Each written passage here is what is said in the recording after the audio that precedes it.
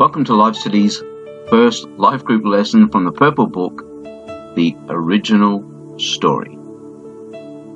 Today's lesson is about tracing the origin of sin, how sin entered into the world, and its destructive consequences in life for you and me today. As God created each of the elements of this world on the 6 days of creation, He called each act of creation good. God only gave one command to Adam and Eve. They were not to eat of the tree of the knowledge of good and evil. But isn't knowledge and information always good? Let's look at the Hebrew word for knowledge. The Hebrew word for knowledge in the verse, the knowledge of good and evil, is the word da'at, generally meaning basic knowledge and information.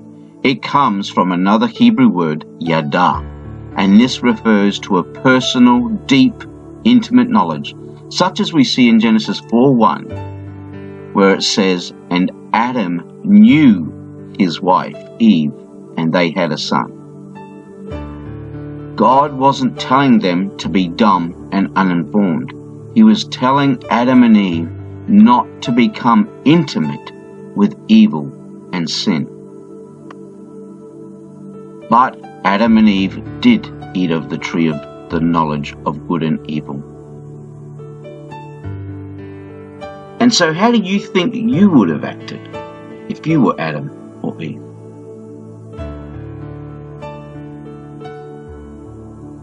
Would you have completely obeyed God?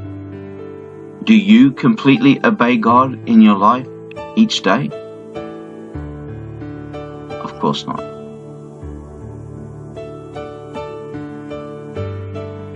God wanted to shield Adam and Eve from intimate knowledge of evil, just like any loving parent tries to shield their children from much of the evil that surrounds us today on the internet and magazines and television, and from the decaying morals of today's society. Genesis 3:1 tells us it was the serpent that tempted Eve and brought this great trouble into humanity. When Adam and Eve sinned against God, they rebelled against God's authority. They basically said, "We don't need your rules. We don't need you, God." Once Adam and Eve's eyes were opened to intimate knowledge of sin, they realized they were naked.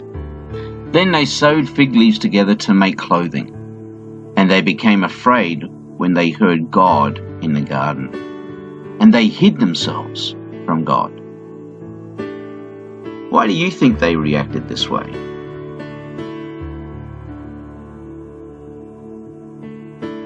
How did we react when we were children and our parents caught us for being naughty? Despite knowing Adam and Eve had willfully sinned, God still called out to them. Can you see the differences between God and man? Man tried to cover up their sin and hid from God, but God kept seeking man. After thousands of years, mankind, you and me, are basically the same. We try to cover up our sins and hide from God.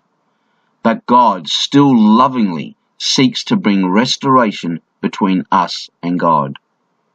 This is the starting point of salvation.